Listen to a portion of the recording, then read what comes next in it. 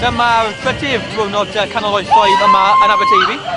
Ers i ni ail dechrau y digwyddiad yma yn nghanol y dref.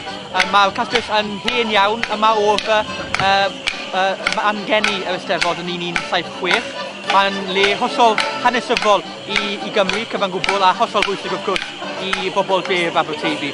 Mae'n dda i weld y defnydd y castell i diwrnodau fel heddi ble mae cymdeithas yn dod at ei gilydd, ble mae bobl yn dod i fewn a mwynhau'r diwrnod hefyd. Ni'n gobeithio gael mwy o diwrnodau fel hyn.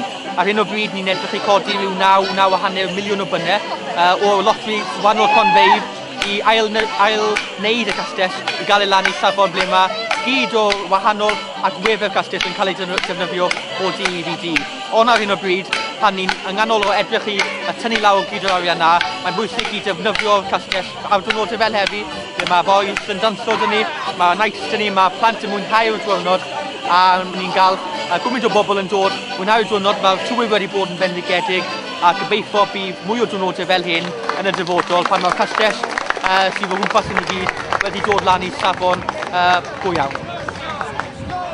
This is the third annual medieval day in Cardigan back here in the castle.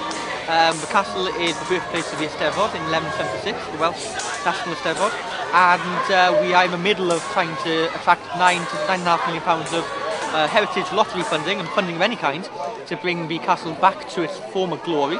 We're making good progress with that, but in the meantime, we're using the castle for community events wherever possible. And this day today, the medieval day, is one of the biggest events that we have.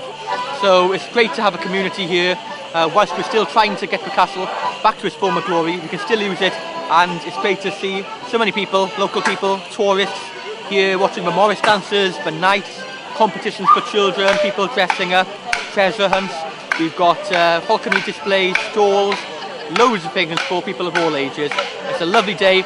Weather's been very kind to us again this year, and we hope in a few years' time we'll be here for another medieval day, but the whole castle will be finished and will be fully open and restored to the public.